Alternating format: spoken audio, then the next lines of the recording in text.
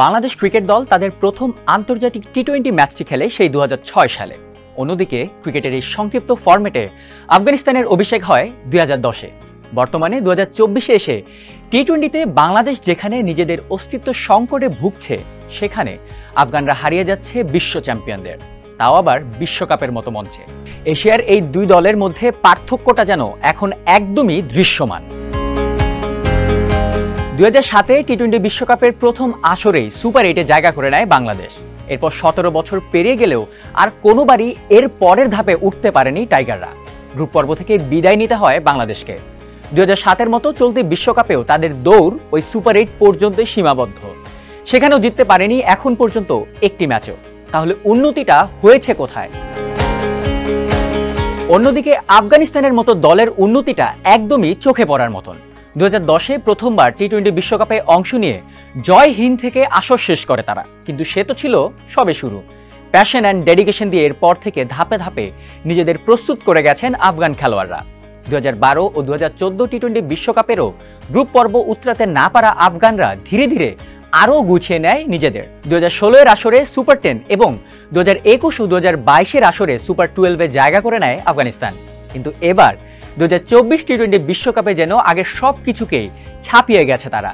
Group পর্বে নিউজিল্যান্ডের মতো দলকে হারিয়ে সুপার 8-এ ওঠে রশিদ খানরা, আর সুপার 8-এ অস্ট্রেলিয়াকে হারিয়ে এখন রীতিমতো টি-20 বিশ্বকাপের সেমিফাইনাল খেলার স্বপ্ন দেখছে আফগানিস্তান।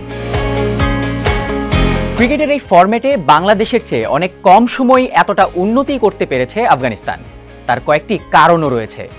একে তো শারীরিক গঠনের দিক দিয়ে মাছে ভাতে বাঙালির চেয়ে ঢের এগিয়ে কাবুলি পোলাও খাওয়া আফগানরা। তাতে স্বাভাবিকভাবেই টাইগারদের চেয়ে তাদের পেশিতে শক্তিও বেশি, পাওয়ার হিটিংয়ের সক্ষমতাও বেশি, যা টি-20-এর একটি অপরিহার্য অ্যাবিলিটি। এই দিকটায় এখনও বেশ পিছিয়ে বাংলাদেশ।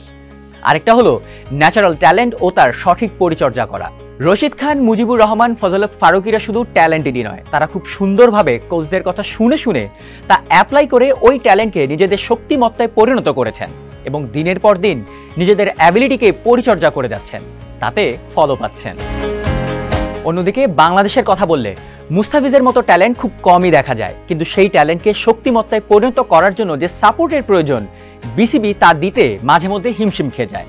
একটা এক্সাম্পল দিব, চলতি বিশ্বকাপের আগে দেশের মাটিতে জিম্বাবুয়ের বিপক্ষে সিরিজ খেলাতে আইপিএল থেকে ফিসকে ফিরিয়ে আনেন বিসিবি। তাদের ভাষ্যমতে সেখানে নাকি আর কিছুই শেখার নেই মুস্তাফিজের। অথচ আইপিএলে পুরো মৌসুম কাটাতে পারলে ধোনি এবং চেন্নাই সুপার কিংসের উইন্ডিজ বোলিং কোচ ডিজে ব্রাভোর কাছ থেকে আরও অনেক কিছুই শিখতে পারত ফিস। চলতি টি-20 বিশ্বকাপে সেই ডিজে ব্রাভোই এখন আফগানদের বোলিং কনসালট্যান্ট। তার পরামর্শেই প্রতিপক্ষের উইকেট ভেঙে গুড়িয়ে দিচ্ছে আফগান বোলাররা। তবে এই ফরম্যাটে বাংলাদেশ ও আফগানিস্তানের মধ্যে মূল পার্থক্যটা মানসিকতায়। এক দলের লক্ষ্য শুধু ভালো খেলা, আরেক দলের লক্ষ্য সব উজাড় করে ম্যাচ জেতা। কে কোন দল সেটা আপনারাই চিন্তা করে দেখুন।